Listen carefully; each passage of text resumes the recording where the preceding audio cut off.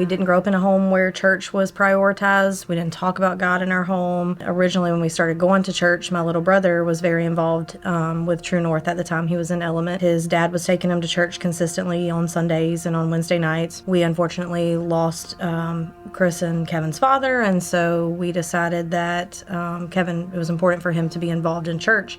And so I decided I would start taking him. In the beginning, it was just to give him a ride to church, and it was a long way away from our house, and I had a toddler at the time, and so getting him to church and then going back home and then coming back was too much. So out of convenience, I started going to True North Church. I sat and I enjoyed the music, and but I never really took it seriously until the kids went on a 180 weekend, and they came back from that retreat. They had their hands up and they were worshiping like I had never seen anybody worship before. If you can get an entire room full of teenagers to worship so just openly, I thought this church must be doing something right. And so I started paying attention to messages and listening to what Steve was saying. It's almost unimaginable, particularly the way we started. We had Emily. She was pregnant when we were 19. I lost my mother when I was 20, and then my father when I was 23. And throughout that period, I didn't really know what to do or what I was looking for, so I just worked and worked and worked. And she was going to church with the kids, and that was important. But I still had never been.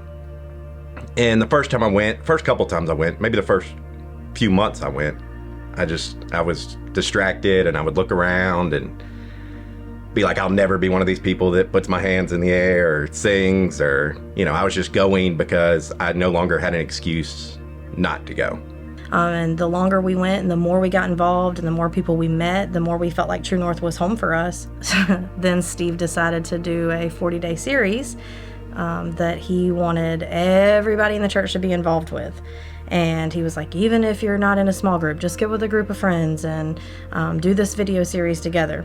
And so Chris's best friends were supposed to go to Group Link, and I think Chris gave them instructions to just get the video, and we'll do it together as a couple. And that's not what happened. Chris got a phone call that we were now in a J group. And so we were very intimidated at first, but I definitely think that's probably the best thing that could have happened in our journey at True North. Being in that small group was huge for us, really.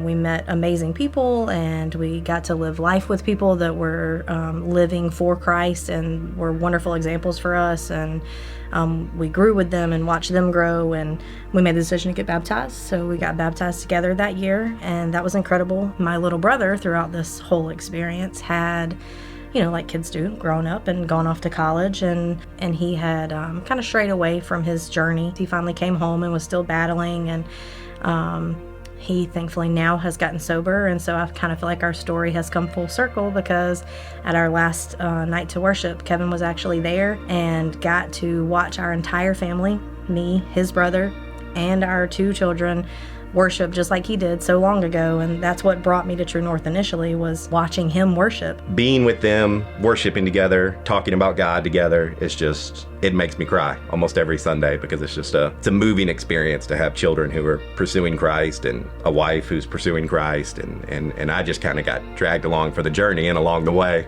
he really took over my heart and changed the way that I look at people and the way that I think about life. We could have written the book for living for the world when we were young. And now Chris leads a small group with our family on Sundays and sets godly goals for our family. And I lead a community center at Gentry, and my children help out there. And for both of us, it was just kind of meant to be. No doubt. God laid the breadcrumbs. When Steve says God's writing your story from the beginning, he wasn't wrong. I mean, all the things that we've both been through.